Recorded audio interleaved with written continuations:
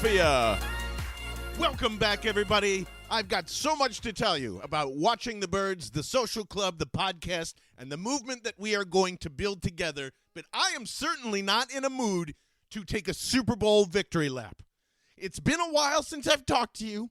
Since April, we were coasting right in, and I thought Howie Roseman was going to trade all the picks for vets, and I was dead wrong about that, and I'm so happy that it didn't happen. And that's going to come a little later this week.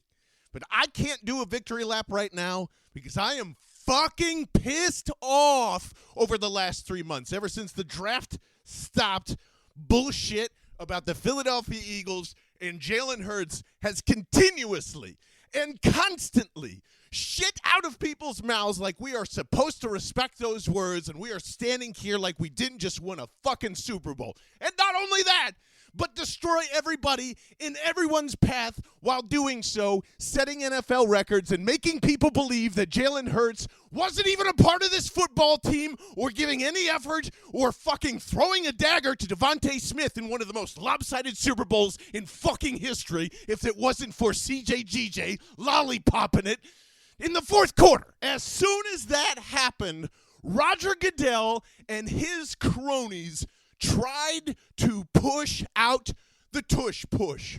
And Jeffrey Lurie was so happy that he won that he put fucking push-tush wings on the Super Bowl ring that you saw probably this week going around. It's a conspiracy, and I no longer am talking about tinfoil. Barchard's on one of his crazy-ass ideas. They're showing it to us. They're doing it. Jeffrey Lurie and the Philadelphia Eagles are not a part of the inner circle of whatever is happening right now between the NFL and the NFLPA, which we are definitely going to get into at some point a lot deeper on. But I'm telling you right now, you cannot look me in the eye and tell me there isn't a mountain of overwhelming evidence to not only not want to celebrate this Super Bowl, but to make sure that the Philadelphia Eagles never play their style of football again, simply because it makes the rest of the league look bad. Don't tell me that Rodger Goodell and Josh Harris and Jerry Jones and fucking Stan Kroenke and all those other assholes out on the West Coast aren't circling up together and be like, well, there's no style points here. My boy Sean McVay's pretty. He's got gel. He's got style. He's got an offensive brain. We can't have this Neanderthal shit running around. This is a passing league. And because the Philadelphia Eagles decided to slice right through an NFL trend and go sign, which anybody could have, go sign a generational running back, and that's all they had to do, suddenly this is a superpower that can no longer belong together. And if you think I'm going off the rails here, Jeffrey Lurie literally dropped his nutsack right in front of the other 32 NFL owners saying, how dare you? We created a play that no one can stop or run. This is something only a teenage boy would have a wet dream about.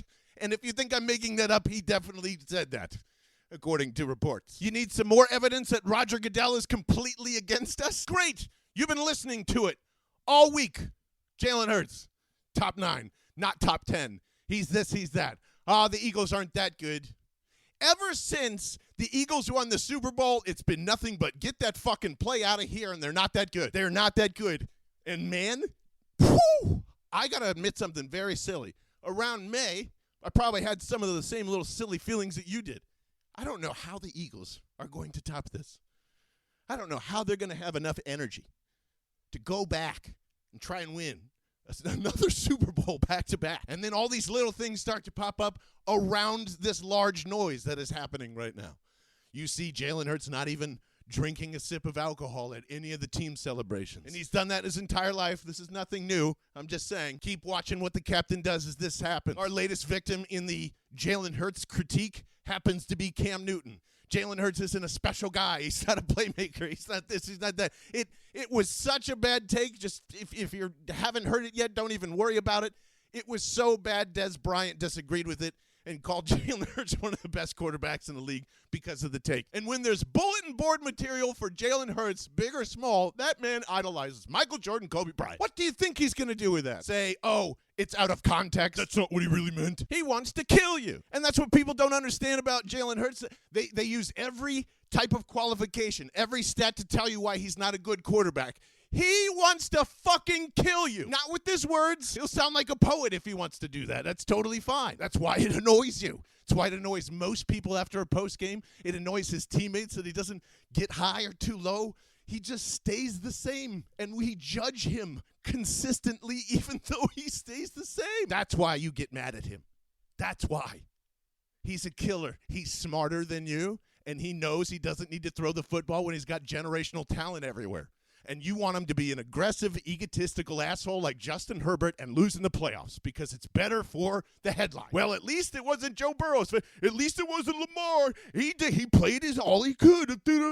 Sounds like fucking excuses to me when he goes hand-in-hand, regular season, playoff, Super Bowl. It doesn't matter. He'll fucking beat them all because he's a psychotic. He's a silent psychotic. It looks like he's a sitcom character, but inside that brain of his is nothing but Brian Dawkins, heebie-jeebie, I'm going to go kill him type of mentality. He will never show you his emotions because if he does, the enemy knows what you're thinking and feeling. And that is the true answer of every NFL media looking at Jalen Hurts and covering this man. The more noise you create for him, the more distractions, the more things that you say, you end up in a situation where Steve Spagnuolo thinks he can blitz you all night, shut down Saquon Barkley, and there's nothing Jalen Hurts can do about it, and that lost them the fucking Super Bowl in a dramatic fashion, and Jalen Hurts was mad that Nick decided to shut it down after that.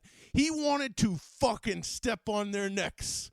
And Nick, the smart head coach that he was, says, don't make noise because they're going to make noise for you. One of the most underrated coaching moves of the Super Bowl and everything that continues to now is simply Nick Sirianni saying, we've got them, and let them bitch about it. Let them yell about it. Because if they did continue on, if it was 55 or 60, it would be how classless Jalen Hurts is. The organization, that's a 2-time Super Bowl winner. It would be out of control. And because of that, I think the tush push was saved. I think it convinced 4 people, 4 owners, 4 coaches to say, listen, they did it with class. They knew that this was coming, and we get one more year of it to say, fuck you. This is it. They're going to get rid of it. They've warned us. They almost got us out, and now they're going to kick it out this year. They are going to do it. They were probably warned. So if this play isn't run 65 fucking times a game, it's not enough. You have once again awoken the beasts and given us a reason to fucking come after you. And that is what we're going to do this season. And there is more coming this week, and that's all I got to say for right now. You're fucked. Get ready for round 2. Fuck you.